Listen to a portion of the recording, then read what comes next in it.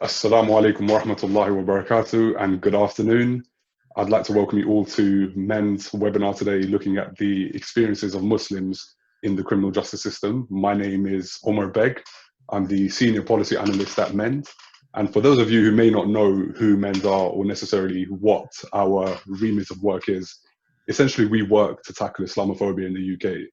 And how we do this is by empowering communities at a grassroots level and giving them the tools to engage productively with both the media and the political spheres, and to ultimately enact positive change on their own terms. Now, this webinar, looking at Muslims in the criminal justice system, has been set up to help amplify the voices of those within our community that often go unheard. And it's an important voice to hear. The criminal justice system does not often get the acknowledgement and recognition of the serious role it plays in the lives of Muslim communities up and down this country. As an example, Muslims make up 5% of the population of the UK, yet 16% of those incarcerated within prison, according to the latest statistics, are Muslims. Turning to the youth estate, 22% of young offenders actually identify and describe themselves as Muslims. So in terms of addressing why Muslims are so overrepresented, what the causes are for this, as well as their experiences, the setbacks that are in place in the criminal justice system, we've brought together an amazing mix of individuals with lived experiences of the criminal justice system and a great insight into the criminal justice system as well. These are academics, people who have been incarcerated, as well as activists who will talk about their own unique perspectives on what it means to be a Muslim in the criminal justice system. So I'd like to firstly introduce our first guest. His name is Musa Oppon. He is a manager for an organic online butcher's and is married with 2 children. He spent 4.5 years incarcerated, and he used this time to turn his life around and is now trying to help other people do the same through empowering them and educating them about alternatives. So the title of his presentation today will be My Experiences. Then we have Khatuna Tsintsadze, who is a co-director of the Zahid Mubarak Trust. For those of you who may not know who Zahid Mubarak is, he was a young British Pakistani Muslim inmate at Feltham Young Offenders Institute who was unfortunately murdered by his racist cellmate. So Khatuna joined the Zahid Mubarak Trust in 2010, having previously worked in the non-governmental sector, both on a national and international level. She was a visiting scholar at Columbia University in New York. She holds an MA in media management and is currently enrolled on an MSc course in criminology at the Institute of Criminology at Cambridge University. She is also the member of the Reducing Reoffending Third Sector Advisory Group and Her Majesty's Prison and Probation Services External Scrutiny and Advisory Panel. Her presentation today will be the myth and the reality of racial equality in the prison system. Lastly, we have Professor Colin Webster, who is an emeritus professor of criminology at Leeds Beckett University, a British Academy Prize winner, and was a member of the editorial board of the British Journal of Criminology. He's renowned for his work on ethnicity and crime and has authored numerous and co-authored numerous books as well on this topic. We were initially supposed to have Dr. Mohammed Qasim, but due to unforeseen circumstances, he will not be able to make it. But Professor Webster will be able to cover the topic of their presentation, which is Muslims' experiences in the criminal justice system and how this reflects their experiences in society. So once again, thank you all for being here. Jazakallah khair. I'd like to ask Brother Musa to start his talk about his experience.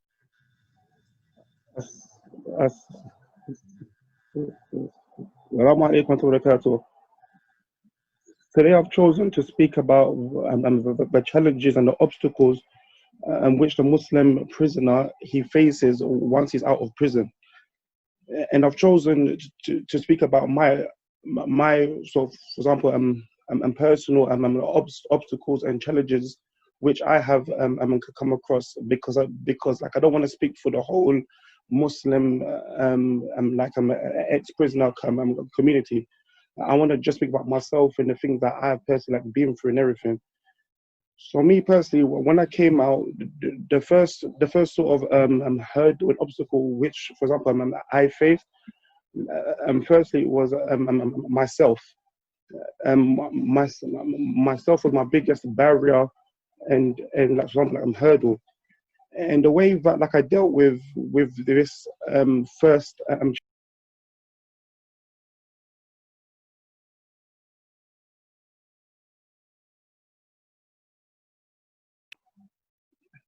hello. Salam Musa. Sorry, I think there was a bit of a technical difficulty there. If you'd like to just carry on.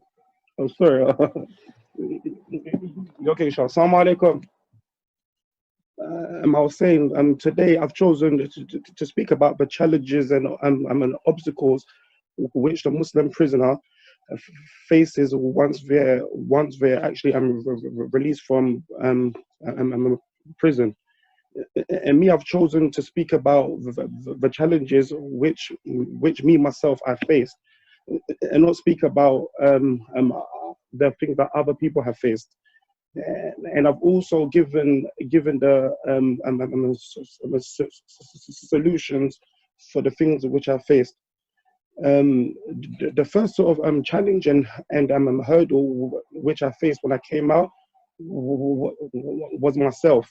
Meaning, for example, whilst I was in prison, I changed around my life. I stopped, for example, like I'm hanging around with the wrong people. I stopped, for example, like watching the wrong movies, the gangster rap, and these sort of things. And I stopped trying to, and basically I started to hang around with basically the right people and started to do like the right thing. So once I was released, I wanted to carry on upon that path. And by doing that, I stuck with the right people. I took advice from my family. I took advice from my wife, imams, etc. So basically, the point I want to make is that the first sort of challenge which the Muslim prisoner faces when he comes out is like basically himself. He is the biggest hurdle in his either destruction or success. So what basically he has to do is that he has to be sincere, and he has to walk upon the path which was walking upon once he was in prison. The second sort of challenge and hurdle which I faced was dealing with the family, because whilst you're in prison, you've changed. You've changed, and your family might not have changed, or they've changed into like a different way. So basically, with me, what happened was that while I was in prison, I'm not perfect, but I tried to start praying more. I tried to start reading more and learning my religion. So basically, when I came out, my family are not Muslims. So they found a few things strange because they've watched on the news, people becoming extreme in prison, etc. So basically, so me personally, I had to learn how to tackle this and how to speak with them in a good way, and how to understand that, for example, like this is something new to them. And this is a point that I bring up because many people, when they come out of prison, what happens is that they have the correct intention to walk basically like the right path, and to keep the ties of kinship with their family. But what happens is that they end up arguing a lot with their family and these things, and this ends up ruining their like life, because they'll end up not speaking to their family or divorcing their wife and all these sort of things.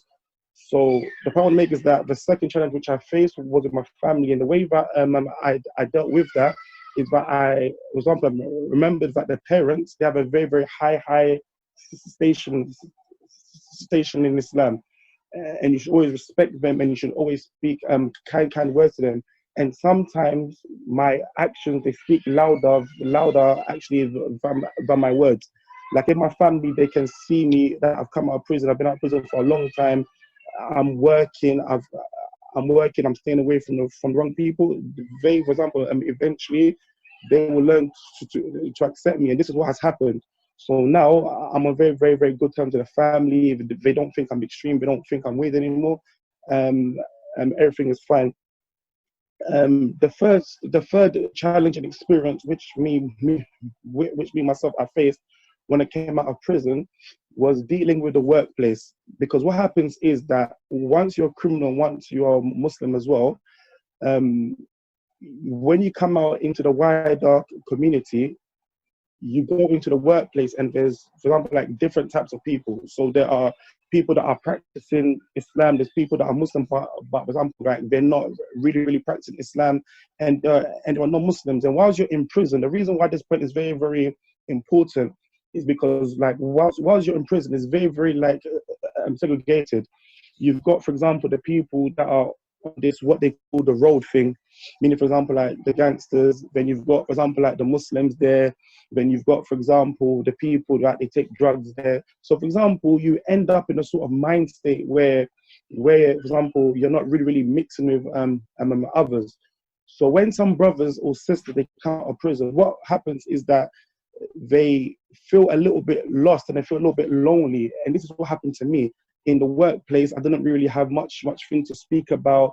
I felt like my religion was being compromised. So like way that I actually tackled this was that I realized that everybody's different and there is a time for everything. There's a time for speaking about religions, there's a time for speaking about worldly issues. And so what I've done was that I just learned how to deal with different people and these things. And this point is very important because if somebody comes out of prison and they do not learn how to mix with the other people, what then happens is that they get scared of like applying for jobs. So they tell themselves, okay, like for example, I don't want to work, I just want to do a certain job. But for example, what will happen if you don't get that actual certain job? So this is a big point to me, and that's it really. That's all I want to say. So I just want to basically just do a quick recap. The first thing is that the first challenge which I faced was basically myself, and I believe that this is the most important challenge to actually tackle, because if you do not tackle yourself and sort out yourself, you can never ever succeed, and you can never ever fulfill like your goals, because you cannot control what other people do, what other people think. For example, someone might be Islamophobic, someone might be this, someone might be that, but you can only tackle yourself, your actual behavior, and you can't actually change other people. So this is why I think. So this is why I put this first point down, and the second point why I put family is because your family, you cannot run away from them. So you need to learn how to tackle them, how to deal with them in a loving way. And the third point that I put forth was like in the workplace, because if somebody is cut off from the rest of the community, then obviously it's going to be hard for him to succeed, because he might be a person that has a lot of good traits and a lot of skills, but he's shy to go into certain workplaces. And this happened to like lots of people that I know that have come out of prison. They don't want to work, for example, on site, because they feel that on site the people don't like the Muslims. But if at the start you tackle the first challenge, which is yourself, then what will happen is that you have the confidence inside yourself to know that you're a normal person, you're a good person. Why should you be shy? And then you will, progress. And if you've got a good ties with your family will always give you the correct advice. They'll give you the best advice because they care about you. And that's all I want to say, inshallah. Assalamu alaikum wa barakatuh. Wa alaikum salam. Jazakallah khair, Musa. That was very insightful. And I think the points you touched on about, the family support, the community support, and then the different issues that arise in a workplace. I guess before we go on to Khatuna to ask her about like how real the inequality is inside prison, I wanted to ask you, in terms of getting released, did you find that you were discriminated against within the community when in fact you should have had access to support from the community? Do you feel like you were ostracized as a result of your past when you should be supported? I feel like I was, especially from probation, because probation, when you came out, they were, for example, instead of saying, well done, you've changed your life, they were asking me, how come you're Muslim now? Why is it that you're more, do you know what I mean? So in that way, I did feel a little bit what's the word to say? A little bit oppressed in that way. You know what I mean? But generally, I think that I've been okay because I've always not tried to think too much about what other people they think and just try to focus on myself, you know. And this is advice to my parents as well, if that makes sense. Inshallah. Of course, yeah. No, Jazakallah khair for that account. Yeah. I'm sure we'll have loads of follow-up questions, and the And issues sorry about the start, community, yeah. I'm sure Colin will discuss a lot more later. And sorry But about the I start, think moving inshallah, on to yeah. Jazakallah, I think Yeah. let's move on to Inshallah. Sister Khatuna to talk about her topic.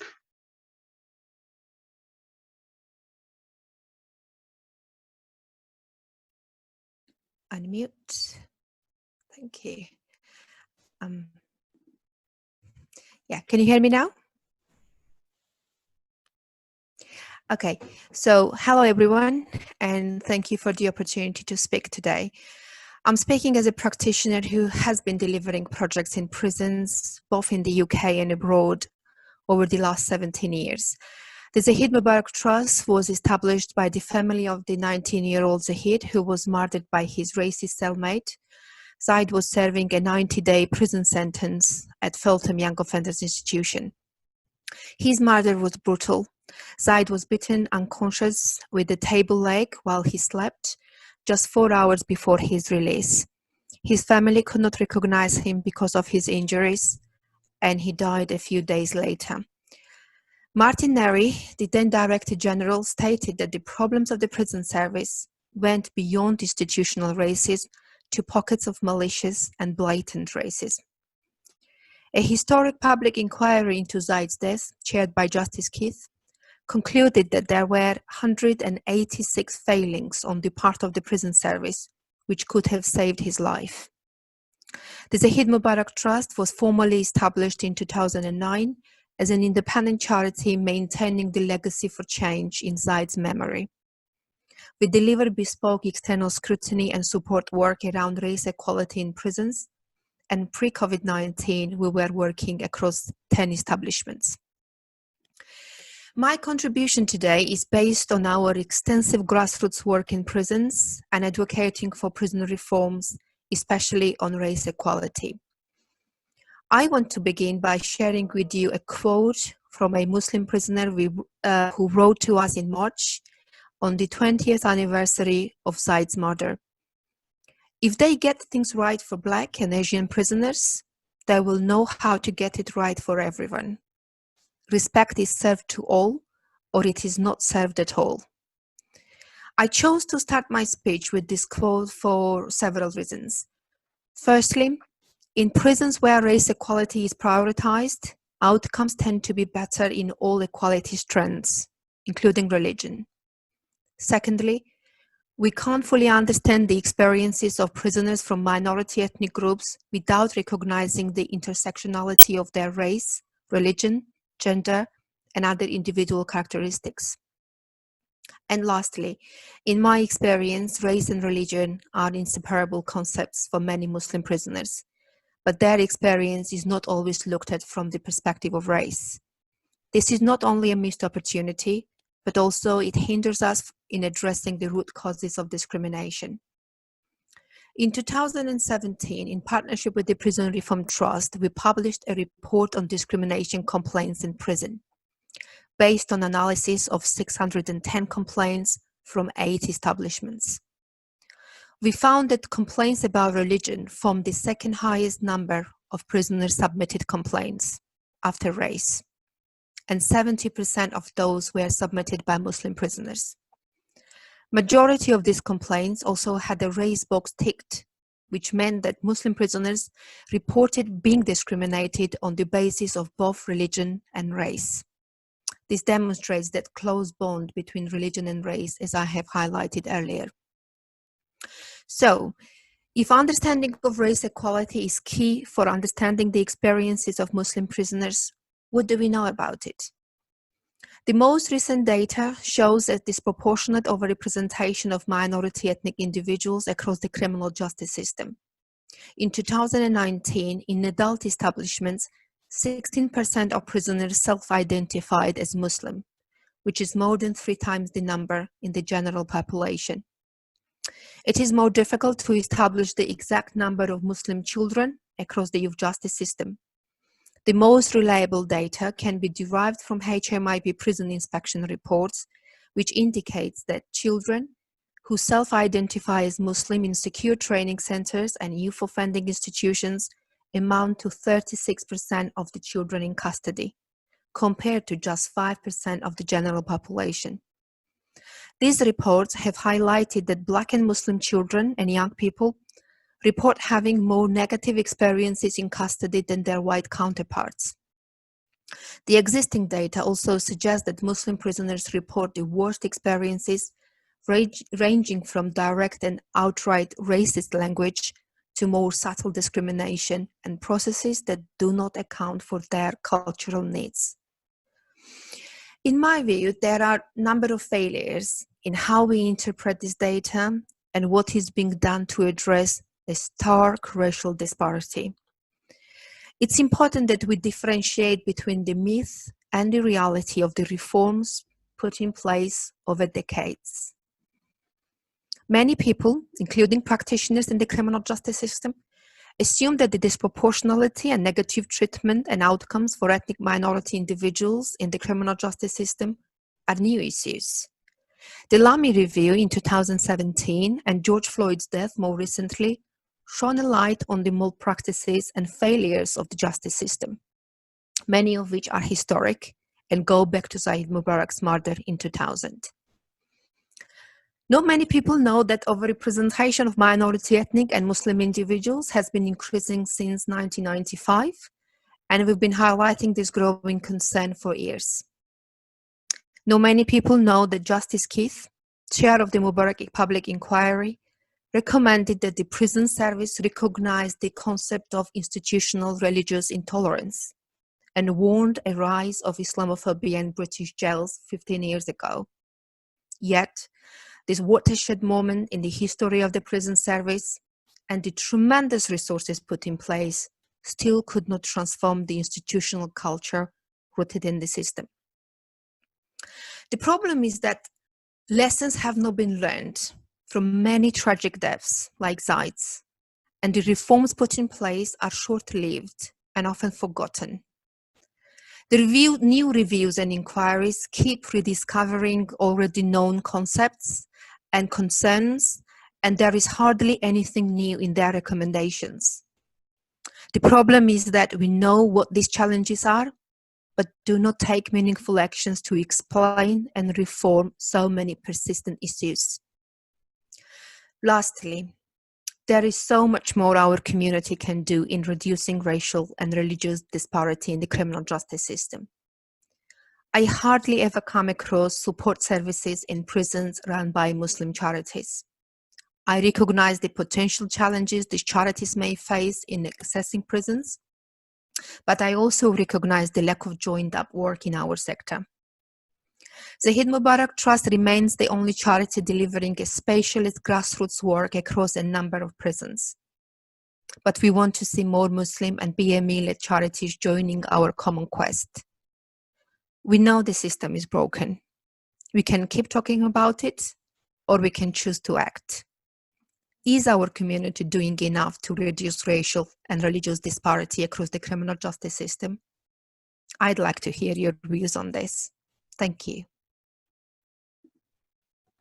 Thank you very much, Khatuna. That was very enlightening as well. I think before we move on to Colin, and this might actually be a good transition point, so you spoke about some of the experiences that Muslim prisoners had being how they perceived it as worse than other prisoners. Do you think there's an institutional issue there that may not necessarily just be restricted to the prison estate, but it's been, carried over from society in, whether that be attitudes towards Muslims or anything like that? I'm interested to hear your thoughts. Absolutely. Prisons mirror everything what's going on in society, and we cannot look at the experience in prisons by ignoring what people experience in society. And it is a structural issue, absolutely, and it has to be tackled at various levels. That's why I really would like to see organizations being involved in reforming at different levels. It's really important that we have joined up approach to this. Definitely, definitely. And I think that's why MEND are taking this quite seriously now. So thank you very much for that. Colin, that brings us nicely over to you in terms of experiences in the criminal justice system and how they reflect societal experiences of Muslims. So please.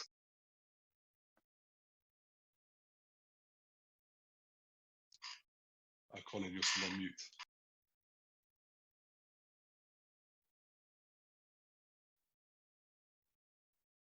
Who received early imprisonment for riot in the 2001 Bradford disorders. So they received sentences as young people then of between 3 and 5 years.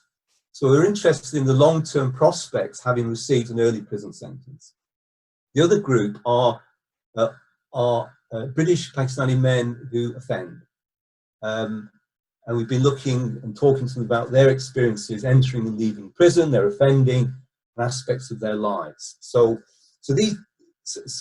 they're all actually some of them are in their 30s. So this is quite long term in terms of their individual lives, from their experiences being young to considerably older. Okay, now, obviously, I don't want to talk too much about guys themselves, because that was Mo's job. He's not been able to join us. I was going to provide the context. So, and the context is that these young men, who are now young adult men, cycle between prison and neighbourhood. And the missing link in their lives is work. When they receive prison sentences, like everyone else, they in effect receive a life sentence. That life sentence is their prison record. Because they have a prison record, it is extremely difficult for them to find employment, and for them because employers discriminate against, firstly, because they have prison and criminal records, and secondly, because of their ethnicity, because they are Pakistani Muslim young men, and I'll come to that in a minute. So really the research generally shows that young men living in poor urban areas are much more likely to become involved in offending and sometimes violence than other men. So our question was, is there something, is this the case, is this true for Muslim young men as well? Or, as some of the research has shown, there is more support and resilience within Muslim communities, support for these young men, that makes it less likely that they offend, or when they offend, that they're supported. So those are the kinds of questions we're interested in. As Omar has already said, there's been a trebling of Muslim prison population in recent years, which is quite extraordinary. So finally, we were interested in why they offended, what were the factors that pushed them towards offending and away from offending over their lives. But I think really the numbers of Muslims in British prisons does actually reflect the natural growth of the Muslim population, its youth, and its poverty. The Muslim population is the poorest group in British society. It has the highest proportion of households living in poverty, and has the highest proportion of people who are unemployed, more than any other group. And these are characteristics of the prison population anyway, so that's partly explained in that way. But in addition, and crucially for us, in terms of these guys cycling into between neighbourhood and prison, is that the Pakistani and Bangladeshi group in Britain are the lowest paid and are invariably in insecure employment.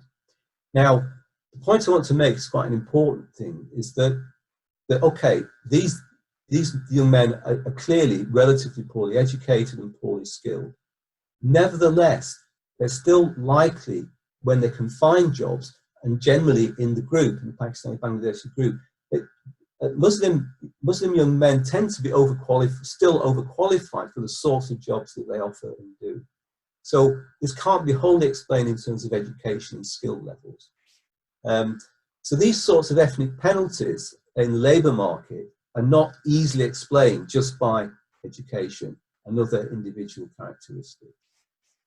And finally, in terms of the context, Pakistanis are overrepresented in low-skilled occupations, or even when they're in high-skilled occupations, they're associated with self-employment. And this is the key point I want to make. Self-employment is very pervasive amongst Muslim men. And the reasons for this are that they're trying to, by being self-employed, they're seeking to avoid the penalty of being Muslims and Asian in British society. So whether you look at low-status manual work or indeed high-skilled occupations, this group, more than any other group in British society, tends to opt for or is pushed into self-employment. So the group we spoke to were entrepreneurial criminals. They were engaged in the trading and sale of heroin and cannabis. This appears to be lucrative, except that is negated, if they're citing in and out of prison. But it appears to be very lucrative. Often they have brothers who have absolutely legal, perfectly legitimate businesses in which they themselves are self-employed. They run garages and companies and so on. So the option of drug dealing is actually a choice to do a certain form of criminality, of trading a certain good, which of course is harmful and illegal. But nevertheless, it's an extension of their own models and experiences of this entrepreneurial aspect within the British Pakistani community, which is disproportionate within the British Pakistani community. At the same time as all the other things I said, it's the poorest, poorly educated group, and so on. So when these young men go to prison, they think, and they change, they inflect, and they reflect on their lives. And a lot of this is a sort of movement in their lives, which is that, in a sense, they have good selves, which are shelved. Their pure Muslim selves are shelved. They go to prison, and the isolation enables a religious and other sorts of spiritual reflection. And this actually contributes in some way to their progress and prospects and sense of improvement. So they want to be good Muslims, i.e. they want to stop offending. And this was intrinsic to their experiences. So I can't say too much about that, because really Mo knows them much better than I at that, because he's been talking to them on the street for many years. So I think that the criminal justice system cannot be separated from society, and in rightly criminalizing these young men, the criminal justice system, in a sense, denies them the possibility of reform and moving away from offending through employment and other sorts of activity, which is an alternative to criminality. And that's all I want to say at the moment. So, okay. Thank you very much, Colin. I think I wanted to pick up on something you said about how, the label of criminal follows these people around almost like a spectre, like it's preventing them from accessing jobs, as well as when compounded with the socioeconomic barriers they face, it just can lead to their ostracization from society. So I want to know, this was not always the case with Muslims in this country, was it? I think initially Muslims were almost seen as a model minority of sorts, law-abiding, they were well-regulated within the family. So could you talk us through about how the perception of Muslims has changed to become one associated with criminality, low attainment, and everything like that? Yeah, indeed, you're absolutely right that the group was stereotyped, and there's an element of truth in that. It was stereotyped as law-abiding, and then constructed as criminals. And the way that happened was initially through them defending themselves against racist violence many years ago, and that generational cycle has worked through to the point where, as a group, they have generally been more denied than virtually any other group from the sorts of opportunities generally speaking, from the sorts of opportunities that other young people may have been able to experience. So even very well qualified professional Muslim young men can suffer these ethnic penalties and discrimination in the labour market, which pushes them towards self-employment, as I've already explained. But the reason, I think that the reason why this group has become, has become perceived and is actually probably experiencing more offending is that is in terms of marginalisation over time and the concentration of this group in the sorts of places that criminality and violence is more likely. But clearly, it's also very strongly associated with the emergence of drug markets in places which have no appreciable history. For example, heroin. There's no appreciable history within this group and within the places they live, the kind of smaller northern towns. And that has enabled a group which suffers these ethnic penalties, this discrimination. That's enabled them to engage in a seemingly lucrative sort of business of trading drugs, trading particular sorts of drugs. Of course, other groups do as well. This isn't a particularly ethnically defined thing, but they've exploited, as a result of many years of these penalties, they've been able to exploit that particular market. There are 250,000 heroin users in Britain, and so this trade is lucrative and widespread. Does that answer the question at all? Yeah, it does, and it brings on some new, I think, interesting areas to explore about the link, about how maybe access to different vocations and job opportunities can mitigate the sort of attraction within some communities to engage in drug dealings and that kind of criminality. So do you think that religious institutions and communities have a key role to play in this? And this is a question to you all. Do you think that community has an understated role in helping to detract from criminality? I'll answer first. Our findings were that for these men, they're not particularly helped by their communities. And in fact, previous research has found that they've been able to be less isolated and more supported. But our particular findings for this group at this time is that they are treated, they are perceived and treated very negatively and are not supported by their communities, regardless of religion or religious precepts. They are more isolated in all areas of their lives than you would have expected. So there is, for them now, they don't even have the advantage of being supported and made and being more resilient because they're Muslim. They're treated very, very, as you'd expect a community or a neighbourhood to treat criminals.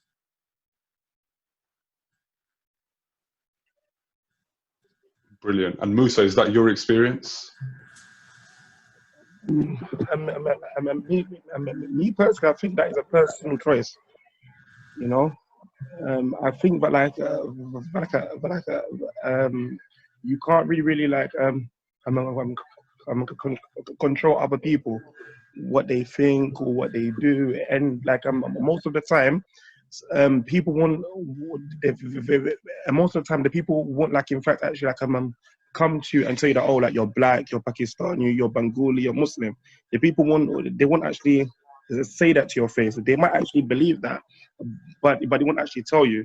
So basically, I think that the only support has to come from their actual families first of all, and from their own selves, because you can only control yourselves. If you always point the finger, you won't ever really grow and succeed. Do you want to say?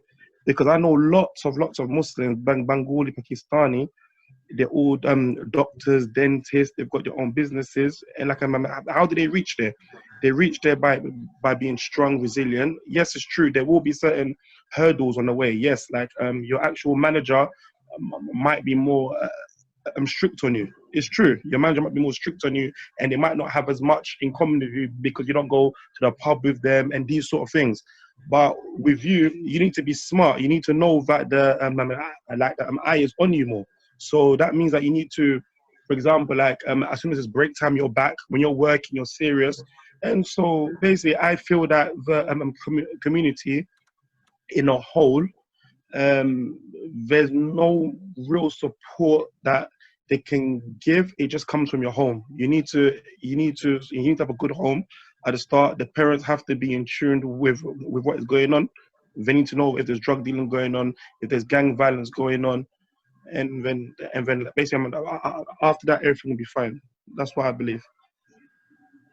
So it's interesting you talk about having an open line of communication with the family. So do you think that with people that have gone through the criminal justice system, do you think there's a network between them? Like they have a better understanding of what they've been through and they find that the community just doesn't really understand? Is that, so do you think education about what Muslim ex-offenders are going through is the best way to actually help them? So if we take the family model, and basically applied that logic to like the mosque or the community center. So do you think? Yes, of course. Yeah, that's good. No. Yeah. Of course, that's good to have like the imams there, helping the people is very, very good. The probation workers there, that's very good. Everything good, but I feel that most of these support networks are there. For example, we've got the sister there. What's her name? Khatuna. She's there. She's got her own service there, helping the people in prison. We've got the actual imams in prison, helping the prisoners. Outside of prison, we've got, for example, job centers and these things. So I feel that it mainly depends on a person if he wants to succeed or not. Do you know what I mean? And it's true. I'm not saying this believing that there are not these things outside. There are not these prejudices outside. But I'm saying that I think the only way for it to change is for people to take these sort of these helps which are basically unavailable and to, you know what I mean, just succeed with it. Abu, can I just ask you, do you have a criminal record? Oh, who, me? Yes. Do you reveal... 4.5 years in prison. Okay. Yeah, you said. I'm just getting how you deal with that. I mean, how do employers ask you about whether you have a criminal record? Do you tell them? Me personally, when I came... Yeah, sorry. So basically with me, once I was inside, I spent about 3 years in Wayland in Norwich. Then afterwards, when I was going to come out, they sent me to like a prison in London.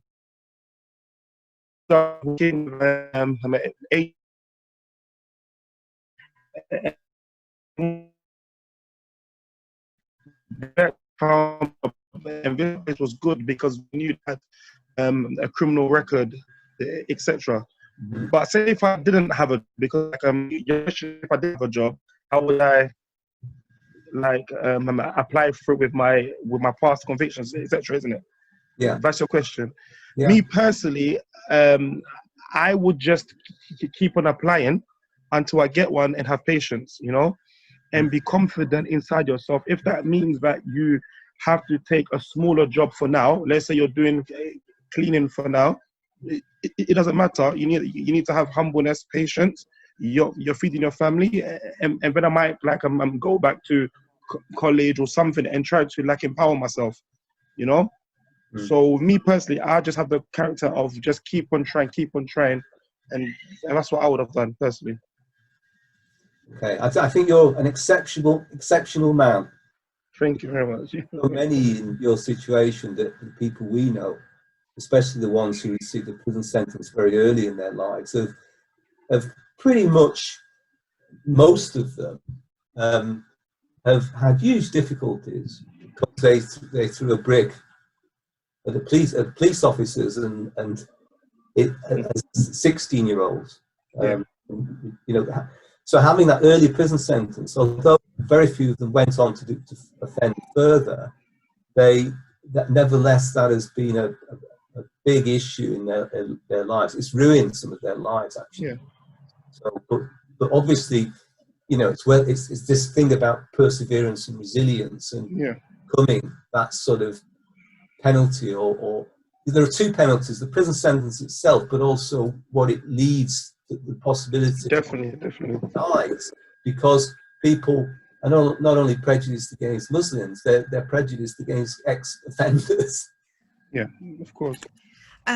Can I come in just very, very quickly? I think from my personal experience working with many individuals with criminal record, as well as what we know from academic literature, the system's journey is a very complex and it's very individual. But we know when it works, why it works. And it's usually is a partnership work. And just as you described really beautifully, it starts with you as an individual, with your agency, and then it starts with working with your family, with your community, nurturing your religious identity, which is usually the job with the religious institutions, and then criminal justice practitioners you are faced with. So I would say, in terms of the challenges, there probably are three big words: stigma, shame, and discrimination. As long as we overcome this, it should not be the problem, and it should be, just as we know, the systems. So when people just have that support structure around them, and just as you described. Very much. So I think on this notion about support services, and Musa, I'm particularly intrigued to hear your thoughts about this. Do you think prison and being incarcerated maybe made worse a lot of your feelings of, like, you mentioned you felt lost, lonely. Do you think prison was a blessing in disguise for you in terms of fixing up your life and getting this motivation that you just described? Because 100%. I think you've got, okay, so talk me through it, because some people, prison can make or break them. If they're experiencing discrimination, it can make worse those feelings of isolation. But you, mashallah, you seem to have come out significantly better. So I want to sort of understand what happened to you. In prison, yes, like it's true. Like at times it can be hard and lonely, But with me personally, I definitely needed it, because I remember when I got my 9-year sentence, do half. I was still doing the wrong thing. I was fighting. I was getting mobile phones. That sort of typical, life. But then I think in about when I reached 21, and when I went to actual Norwich, not Norwich prison, but the Wayland, which is in Norwich, I started to read more about Islam. I started to practice my religion more, and I found that all of the actual answers was inside the deen. It was basically inside the religion. So, for example, I started using these things, and of course, yes. For example, those hurdles, the prison guards, they also they put much more pressure on you when you start to become religious. For example, in Wayland, they will do things such as you're praying and just walk inside your cell, and they'll step in your prayer mat, and they'll come and spin your cell, and they'll do these things. But to actually answer the question, I think that for some people it's very, very good, because it gives them back time to actually seclude themselves. And when you actually seclude yourself, you can think about your traits, your weaknesses and your strengths, and you can actually work actually on them. And plus as well, the actual imam, his name is Imam Nasser. He was an old imam in Wayland. He's a very, very good imam, and he was like a father figure for those 3 years in prison, in a sense of every single day he will meet us on an exercise yard. Exercise yard, you're walking around with your friends, for example. He will come, he will speak to us. Any issue that, for example, happened, for example, with the govs, he was the first one to sort of speak up for our rights, because he knew how to speak up for our rights. With us, we would speak maybe in a violent way or like in an unprofessional way. So it's good to have that person that can speak for you, that will know the way to challenge it, you know. So basically, sorry to go off tangent, but so basically to answer the question, yeah, prison for some people is good, you know what I mean, and for me it was good. It gave me the chance to change, and if I'd come out any earlier, it wouldn't have been good for me. I spent the right time in prison. I came out the right time, inshallah. Alhamdulillah. I know you weren't going off on a tangent at all. Actually, you raised a pretty important point, which I'd like to hear Khatuna's take on. So you mentioned the Imam, and how he was a father figure to you, a person you could turn to for advice, especially in the face of the discrimination you faced. So Khatuna, my question to you is, and Colin as well, in the absence of these types of figures that provide comfort, advice, and an element of humanity to these prisoners inside Muslim, in the absence of this positivity, do you reckon the system, the institutionalized Islamophobia or racism within the system, that could actually completely turn out prisoners on the opposite to what Musa came out as? So yeah, it's just... Colin, would you like to go first? I'm afraid if the community or neighbourhood itself has relatively few resources, that is, it can't offer employment or structured activity or emotional support, which is often the case in the smaller northern towns, because don't forget, many of these guys' fathers came to work in textiles and were made redundant, and then tried to survive. You know, they went through a very stressful period whilst bringing up their sons. Sorry, that's my partner Mo. We'll stop him. So that, I think the point I'm trying to make really is that that these guys, I think prison. We talked to them a lot about their prison experiences, but you know, don't misunderstand. And there was exactly what you're saying, Abu. You know, that kind of reflection and change. But as soon as they left prison and went back into the community and the neighbourhood, they were left with the same situation. They arrived back into the same situation they left, which is that they were unemployable and had no source of income. Now, and they returned to drug dealing more often than not, the ones who were offending.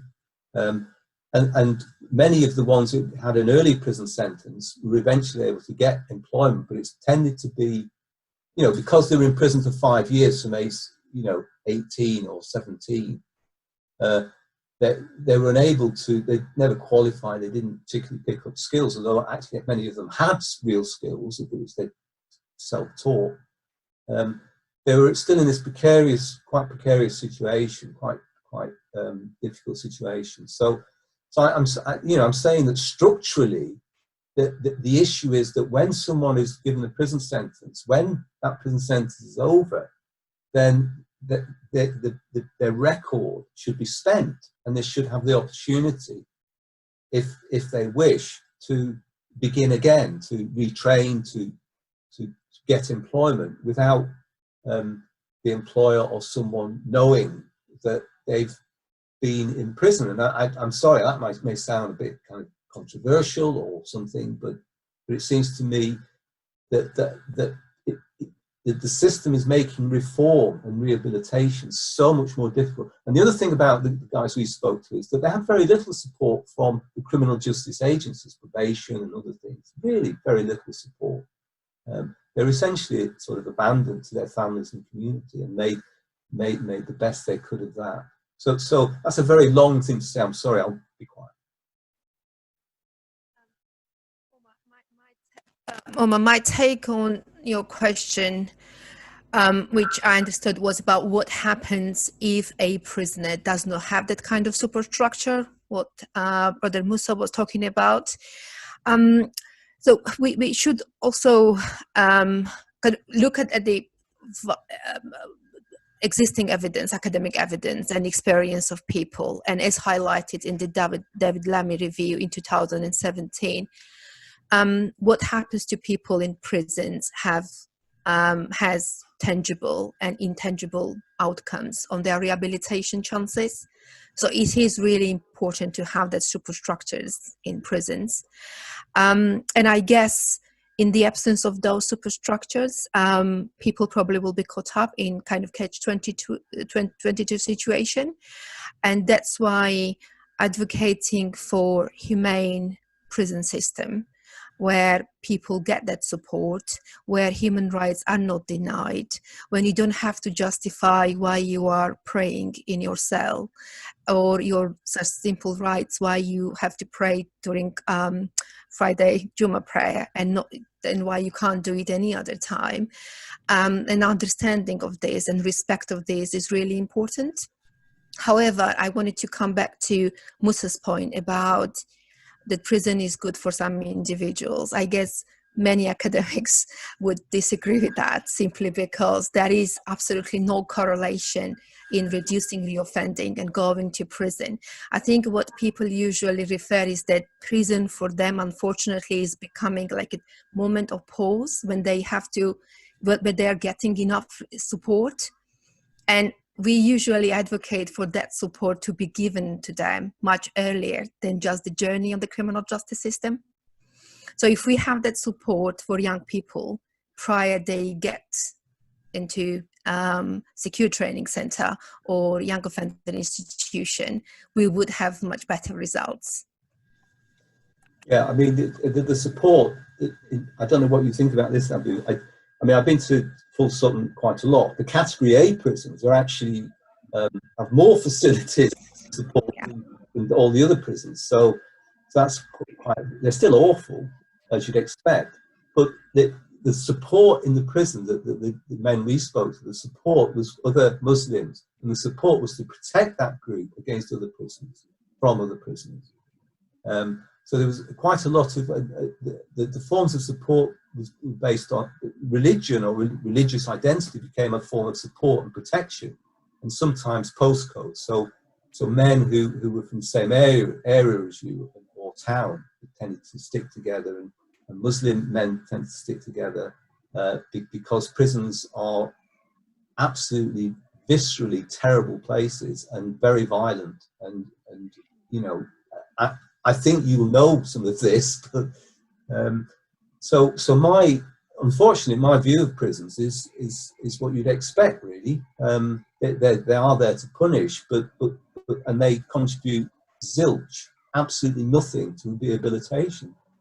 As I keep repeating, they leave the person with a situation where they have this prison sentence standing over them, or criminal record, which prevents them, often presents them being able to, I mean, they can, like you, change themselves and reform and try to get education, things like that.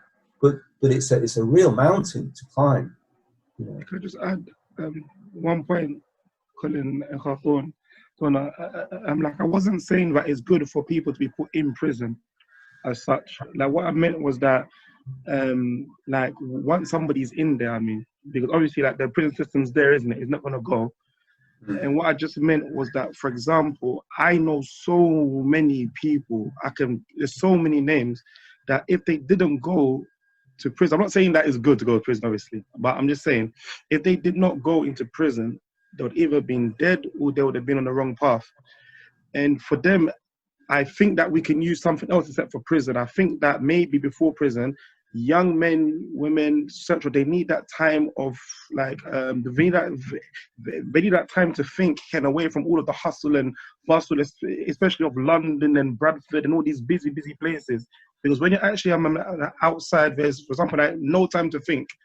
Everybody just wants to get their car, they want to get their clothes, they want to pay their rent. Nobody has time to sit down and think about, okay, where's my life going, this and that.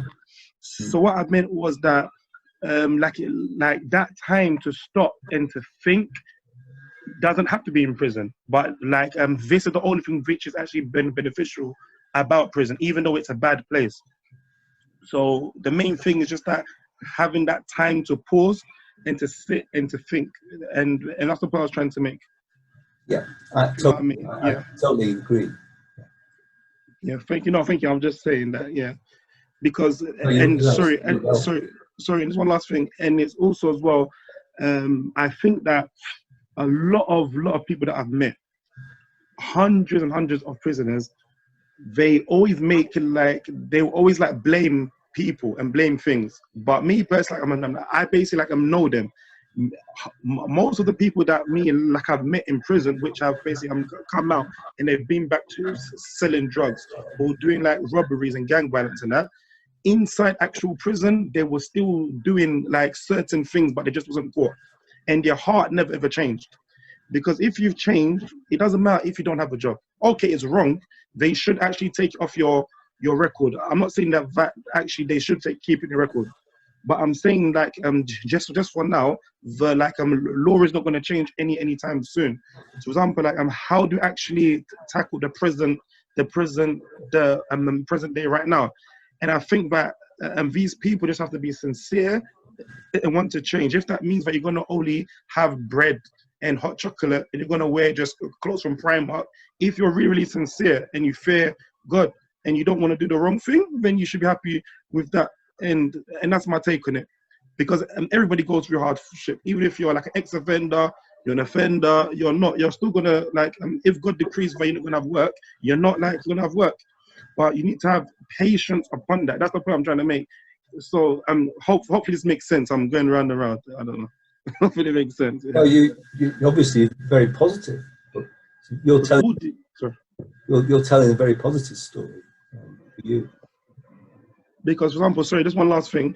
For example, I know some boys right now, the second, they haven't been working for about 3 years and they've been out of prison. And I speak to them and I say to them, brother, how come you haven't been working?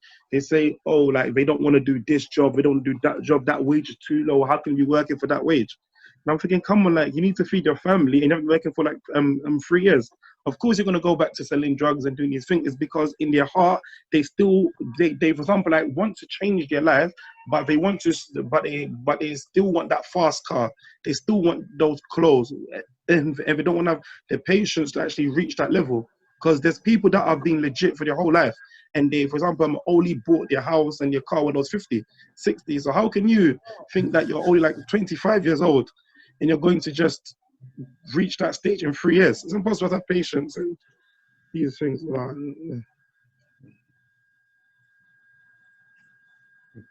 Thank you all so much. So we're approaching the end of the webinar, and I guess I just want to hear concluding thoughts from all of you. Like, where do we go from here? So you've all raised very interesting points, and points which should, I hope, spur on action on different agencies or community groups, etc.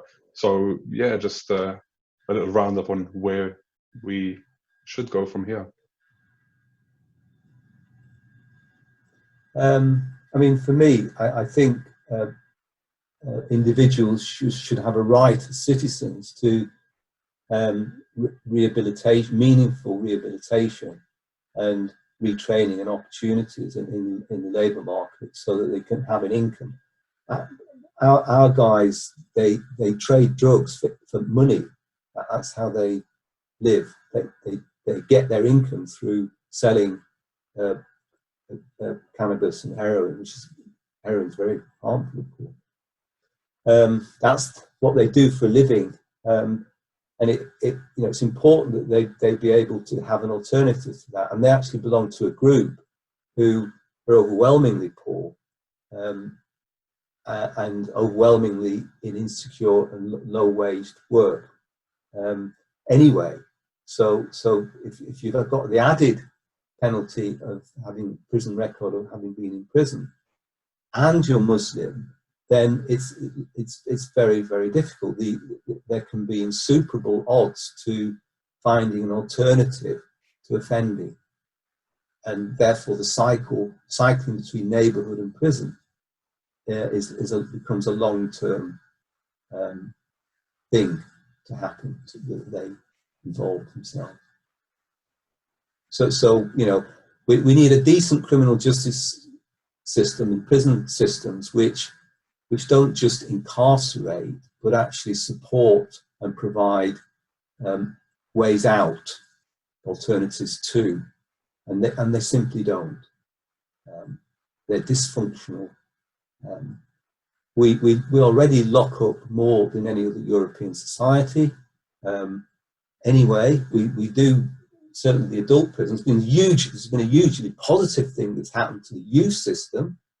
But even there, we've seen young, Muslim children and African Caribbean children still massively disproportionately present in those places.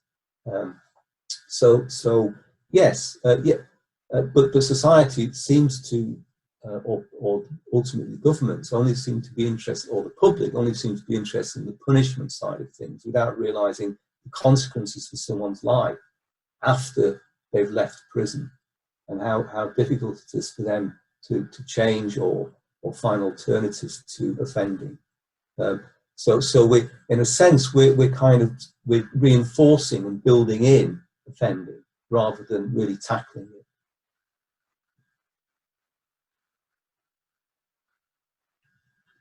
it. May I? Just a really brief note to reiterate what Colin said. The justice system has to be effective, has to be just, and has to do what's the main purpose is. Is it our purpose just to punish people, or is it our purpose to rehabilitate and support? In my view, rehabilitation is a myth for many people, and it has to become reality.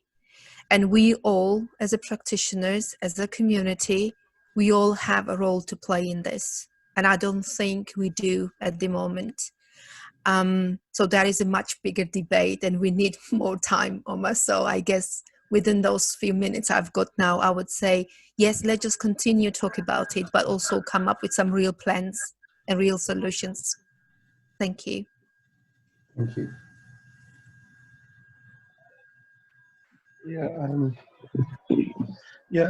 I think that the things that Khatuna and Colin have said are right. We need some more resources in prison, and for when the prisoners come out, and things such as, for example, like inside prison, we need to make sure that the prisoners are receiving courses, and just not random courses, actual courses like IT, plastering, these sort of courses which we can actually use when they come out. And plus as well, I think that in prison, we need more actual mentors, personal mentors, which can actually go with prisoners and sit down and can have that one-to-one with them. Because don't forget, with the prisoner, it is a battle of ideas. Yeah, it's a battle of ideas. Meaning, for example, that prisoner that is in that situation, for him to change, he needs to change his way of thinking. Because you can give somebody the money, the job, everything, but his mind is the same. So he's going to end up in the same actual point that he was in before. So to basically, I'm gonna answer your question. I think that we need much more resources, as Khatuna and Colin said, and we need to, and from these resources are things like skills, are things like mentors as well. And I think mentoring inside prison while it is one of the most important, because because it is mentors will actually learn about this person, what do they need, because needs differ from person to person. And for us to know the need of this prisoner, we need to have a close relationship with him, if that makes sense. It does. Jazakallah khair. And thank you to you all. I think there's lots of food for thought for further research, and hopefully this conversation can continue offline as well. So yeah, once again, thank you to all our panelists. Your contributions were really valued and very, again, enlightening and insightful. So yeah, Jazakallah khair to everyone for tuning in, and Assalamu alaikum wa rahmatullah. Assalamu alaikum to everyone.